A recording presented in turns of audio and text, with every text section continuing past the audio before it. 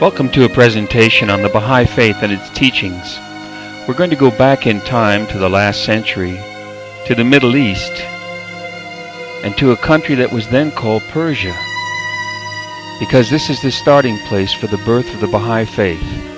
The prophet founder of the Baha'i Faith, Baha'u'llah, whose name means the glory of God, was born in Persia, in its capital city, on November 12, 1817.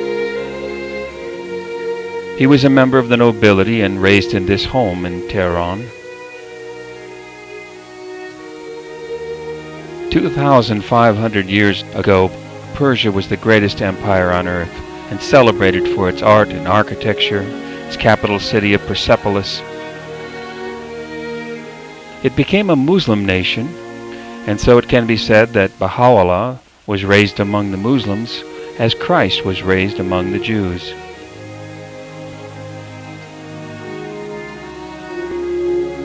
He was accustomed to wealth and comfort, but nevertheless he shared what he had with the poor, becoming known as the father of the poor. His father, Mirza Abbas, was a minister in the court of the king. Baha'u'llah's given name was Mirza Hossein Ali Nuri. His father owned whole villages like this one, which Baha'u'llah later inherited. He was married in this room in 1835 to the beautiful Asiya Khanum.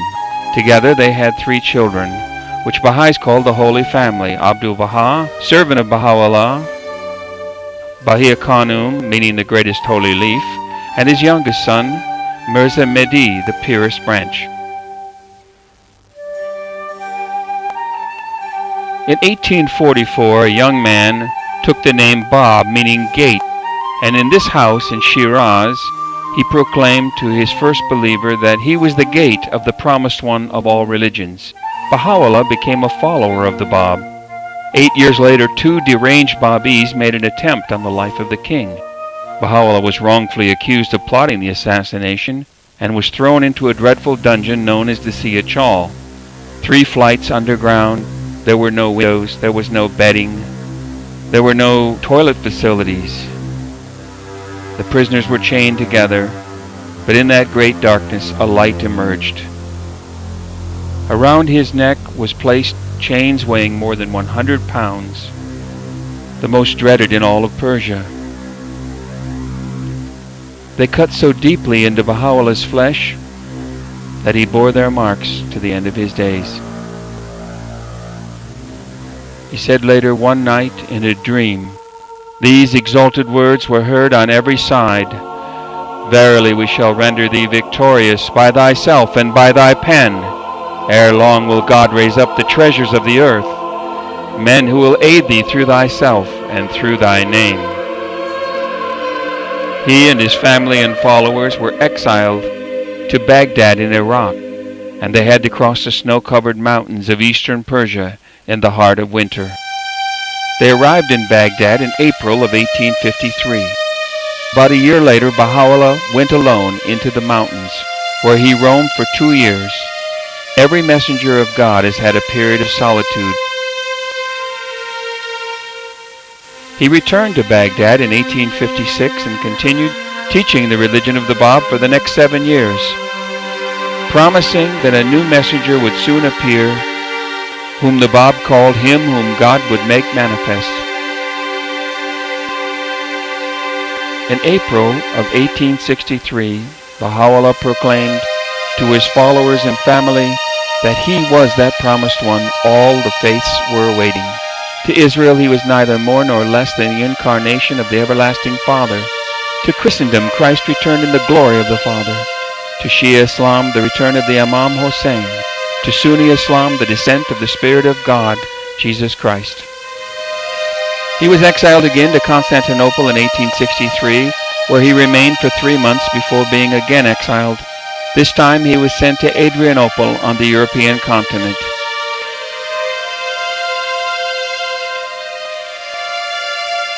During the time he was in Adrianople, Baha'u'llah wrote to the kings and rulers of the earth, summoning them to a council table of nations. He wrote to Franz Joseph of the Austro-Hungarian Empire, the Shah of Iran, Napoleon III, Emperor of the French, Queen Victoria of England. He also wrote to Pope Pius IX, the Pope at Rome, saying among other things, O Pope, rend the veils asunder. He who is the Lord of Lords is come overshadowed with clouds. He verily hath again come down from heaven, even as he came down from it the first time. It is their duty, Baha'u'llah said, to convene an all-inclusive assembly. They must put away the weapons of war and turn to the instruments of universal reconstruction. And by doing so they would then fulfill that great prophecy of Isaiah, and they shall beat their swords into plowshares and their spears into pruning hooks. Nation shall not lift up sword against nation, neither shall they learn war any more. Baha'u'llah was exiled altogether 4 times, from his native Persia to Baghdad in Iraq, to Constantinople for 3 months. For 5 years he was in Adrianople. He passed through Alexandria in Egypt on his way to his final destination, Akka, the prison city of the Turks, where he spent the last 24 years of his life. The Bible says, and I will give the valley of Achor for a door of hope. Baha'u'llah was imprisoned in the tallest building in the city. The Persians have a proverb that says the air of Akka was so foul that a bird flying over it would drop dead from the stench. This was Baha'u'llah's cell, where he spent 2 years in the citadel.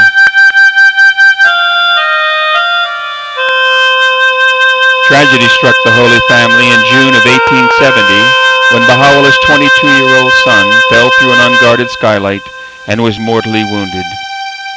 His dying wish was that those pilgrims who were prevented from entering the prison city would be able to meet with Baha'u'llah.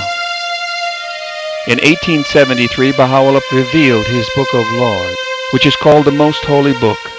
These laws will someday provide guidance for all mankind. In 1886, Baha'u'llah's beloved wife and companion, Asiya Khanum, the most exalted leaf, passed on to the next life, which Baha'is call the Kingdom of Abha, a Persian word meaning glory. In April of 1890, an Englishman entered the prison city of Akka. His mission was to obtain interviews with Baha'u'llah, who was then here at Baji outside of Akka. He was the distinguished Cambridge Orientalist by the name of Professor Edward Granville Brown. He had a series of 4 interviews over the 5-day period. These are Brown's words. Here at Baji was I installed as a guest, and here did I spend 5 most memorable days. It was in truth a strange and moving experience, but one whereof I despair of conveying any save the feeblest impression. My conductor paused for a moment while I removed my shoes. Then, with a quick movement of the hand, he withdrew, and as I passed, replaced the curtain.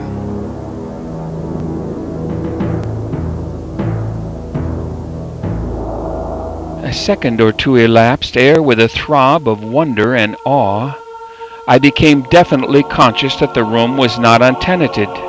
In the corner where the divan met the wall sat a wondrous and venerable figure. The face of him on whom I gazed I can never forget, though I cannot describe it. Those piercing eyes seemed to read one's very soul. Power and authority sat on that ample brow. No need to ask in whose presence I stood, as I bowed myself before one who is the object of a devotion and love which kings might envy and emperors sigh for in vain. That all nations should become one in faith, and all men as brothers.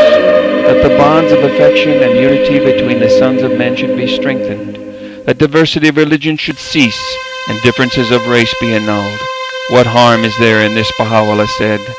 Yet so shall it be. These fruitless strifes, these ruinous wars shall pass away, and the most great peace shall come.